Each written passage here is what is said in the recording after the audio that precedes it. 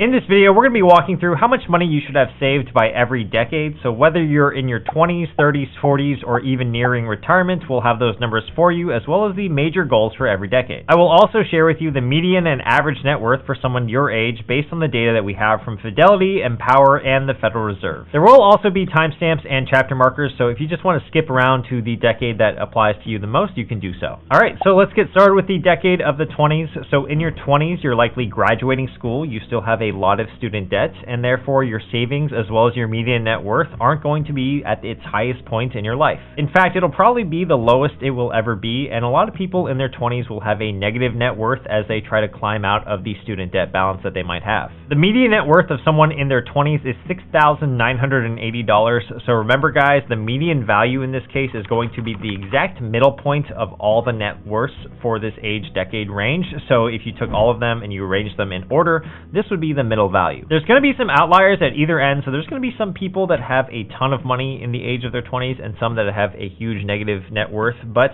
the idea is that half the population will have less than the median and half the population will have more than the median. And when it comes to figuring out what your net worth should be by age, I think we should stick to the median because that's a better representation than what the average net worth is, because the average net worth is going to be heavily influenced by those with really high net worths at the top of the spectrum. As you can see, the average net worth is $99,272 for someone in their 20s according to Empower, and that's really high when you compare it to the median and probably unrealistic. In terms of savings, the target number that you should have saved by the end of your 20s, so when you hit the age of 30, is 1x your salary for retirement. Fidelity recommends this number in order to stay on track for retirement by the age of 67. So let's say at the age of 29 or 30 you're making $75,000 a year. That means you should have at least $75,000 saved in all of your accounts, so that includes your retirement accounts, your brokerage accounts, and also your savings accounts. If you are looking to retire earlier than the age of 67, then you want to check out my video on the channel. I have an exact dedicated video on how to figure that out because the math will change considerably. In terms of goals to hit in your 20s, I think there are 4 big ones.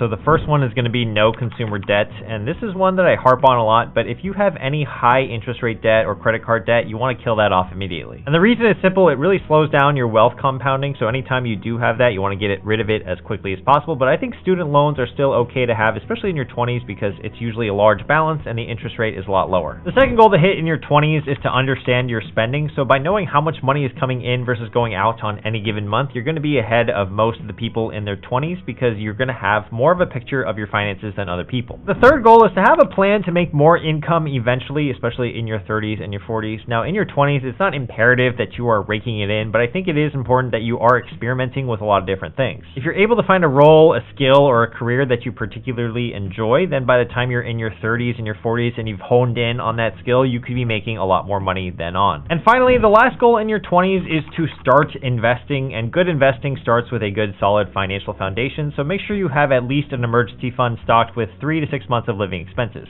After you have that filled up, I'd probably start looking at investing through tax advantaged accounts like your 401k, your IRA, or the Roth IRA. In my opinion, if you're in your decade of the 20s and you have no debt as well as some savings, then you're going to be ahead of most people at this age bracket.